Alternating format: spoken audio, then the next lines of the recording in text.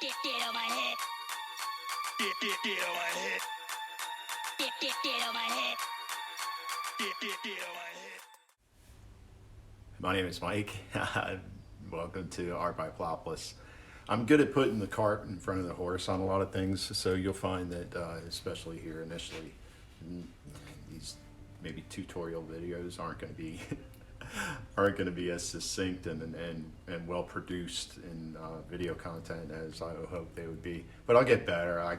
The more I kind of continue to focus on that aspect of it, I'll get better at sharing and putting things in a little bit better order, and maybe even sharing some schematics and stuff. I don't know. I don't really have the time to draw a lot of stuff out, and it just all comes from my head, and depending upon what type of materials I have on hand. So a lot of variables there. So we'll have to see. Stay tuned with me, and we'll find out. I'm gonna put another video together here in a minute, really showing how. Oh, hi, honeybee. What are you doing? I'm not honey. You can't swarm in here. Come on. All right, I'll be back. I have to say, I'm really proud of the work that I've been able to do from this humble two-car garage. And today I'm going to show you some of the tools that I use and kind of how I do some of the things that I do when I stretch a canvas. First, you're going to want to put a good blade on an old miter box saw that fell down the stairs. Then you're going to want an old table saw. Doesn't matter, as long as it has a good blade. It'll do the job. Then you're going to want a hammer. If I have to tell you what a hammer is, you probably hit yourself in the head with it too many times. This is an 18 gauge wire brad nailer. So I use 2-inch brads. You can replace that with a screw gun. You might have to drill some pilot holes and of course use screws. Then I have this brad nailer. It's old as dirt too. It's busted, but it still works. And then I upgraded to a pneumatic stapler. With as many staples as I throw into a canvas, it's got to happen. And then I got a couple of canvas pliers or canvas clamps, an old beat up tape measure, a pencil, doesn't matter what color, I like, purple's fun. Wire cutters, a little bit of sandpaper, and I do have one corner clamp for a hands-free assembly sometimes. I did a really crappy job explaining how to assemble a frame the last time, and I probably do a crappy job this time too, but it really isn't a complicated design. All it is I've cut the boards to length, and then I run them through a table saw. I create this little reveal on the top that's about maybe 3/8 of an inch width. Then I put them through the miter saw. I just put a 45 on the ends, and then I glue the shit out of them, and then I hit them with a 2-inch wire brad. I turn the corner braces to be on beam edge or on flat edge, so that it adds a little bit more support and keeps the frame nice and square. When they're all put together, they look like this.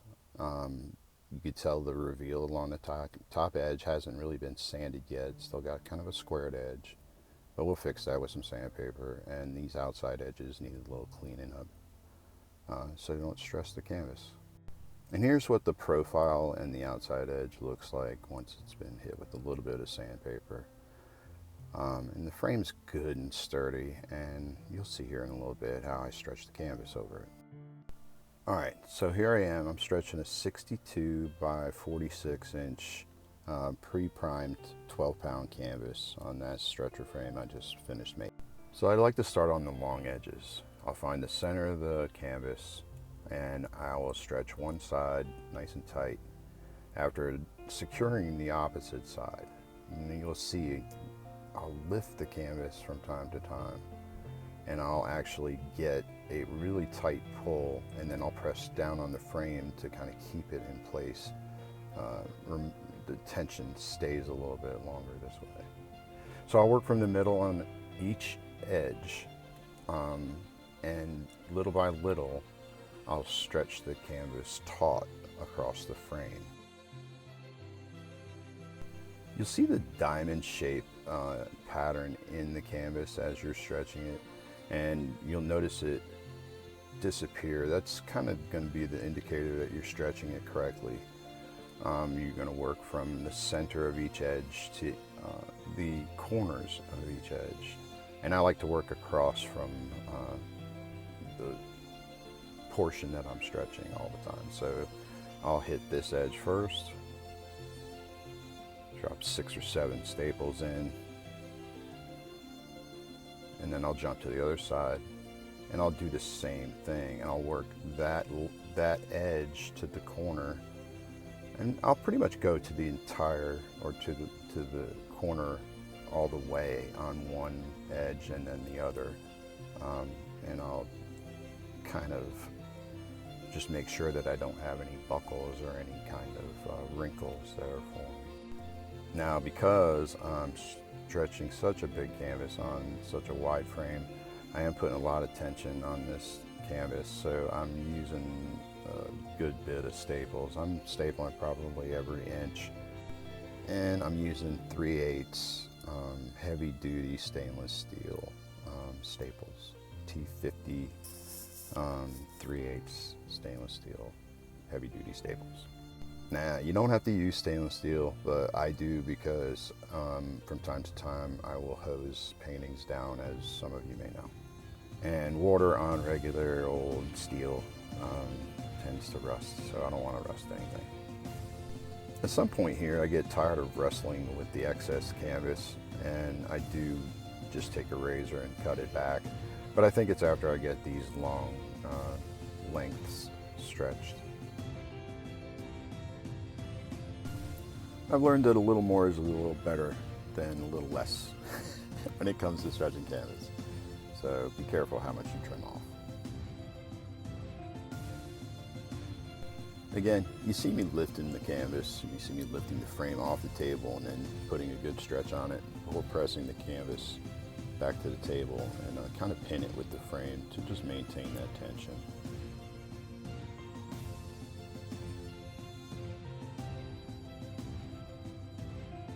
As I get to the corners, I like to focus on just that corner, and I'd like to pull each wrinkle nice and tight.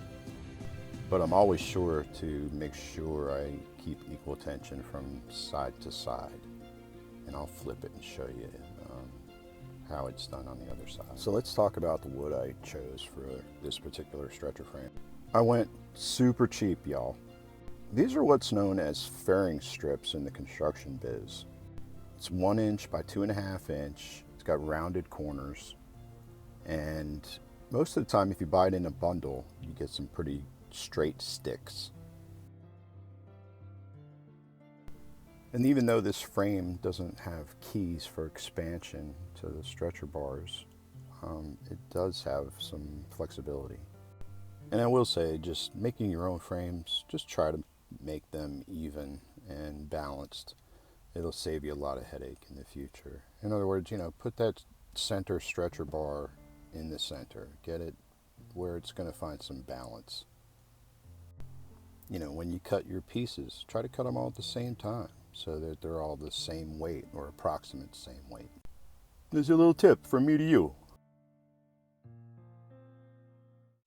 As I'm getting closer to the corners and stuff, I'm trying to really pay attention to how I'm fastening them and how I'm going to create the folds for the corners, and making sure that I have the tension kind of even across that surface, so I don't get these puckers and these curls and rolls and whatever.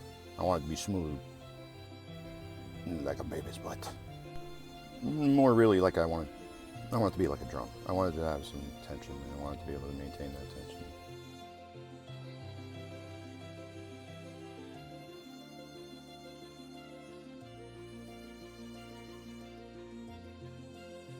So, as you can see, it's really not super complicated. It really isn't rocket science. All you need to do is take your time, work your way systematically around the stretcher frame. Make sure you put enough fasteners to maintain that tension all the way around.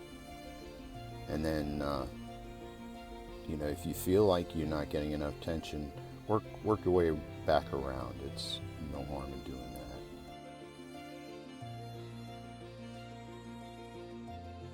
It does help to have a good canvas plier. I actually got one from a friend of mine, Jacqueline, a couple of years ago that I still have.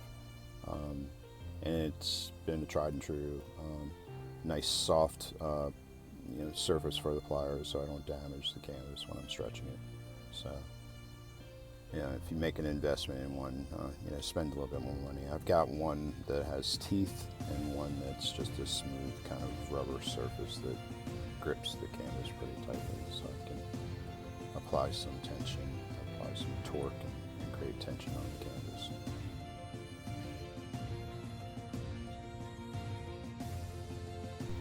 So at this point I'm ready to actually grab the corners, and in this particular video I'm going to demonstrate kind of the easiest corners that you can do. And they're a little bulky still, but they look fine, and I also find that a little bit of extra canvas at the corners never hurt anybody. It adds a little bit of cushion, a little bit of padding that sometimes you need. And I also put some wall guards on the corners of all of my paintings after I wired it.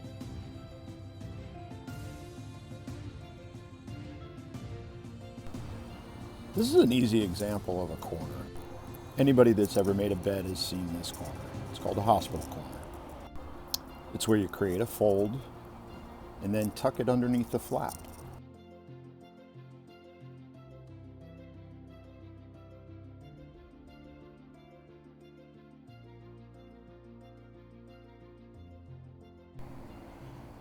As I'm working my way back to the corner with the canvas, I'm really just trying to make sure that it's got a good even stretch. There's no puckers, there's no wrinkles.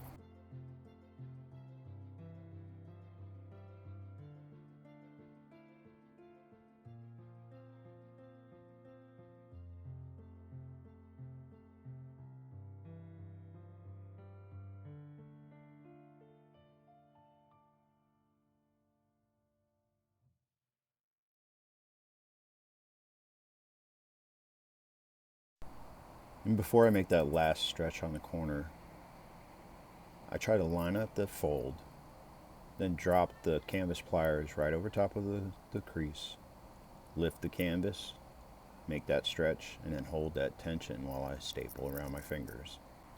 For the love of all things holy, don't staple your fingers. There's other ways that you can secure the canvas as well. You can use your pliers to just hold it in place as well and staple a little bit more, safely. Danger, it's my middle name. Here's a good shot of the corner completed. It's really not very bulky. The stretch overall on the canvas was great. The curved or rounded corners of the stretcher frame itself really let the canvas hold a nice tight stretch without creasing the corners. And even though the canvas might loosen up a little bit after it is stretched, a little spritz of water on the back with a spray bottle tightens it right back up.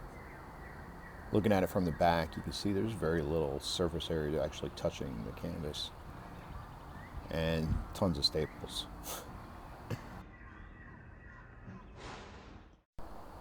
Here's that same canvas after 7 days of painting on it with spray paint. I'm calling this one Steamrolled, and I've kind of been videotaping this one from its very inception, using only spray paint and trying to create an image of a cylinder like a steamroller rolling over objects, spraying paint. I had to apply a lot of paint, but the canvas is really holding up well. I guess the sturdiness of the frame, the weight of the canvas in and of itself, and the way that I've been applying the paint have really allowed me to apply a great deal of paint.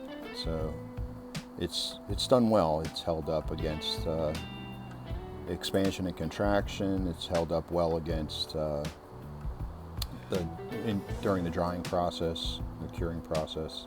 So check back in the future for progress on the rest of this piece. Well, thanks for showing up here in my humble 2-car garage, and I look forward to seeing you guys again in the future. Thanks for all your support. Y'all have a great day.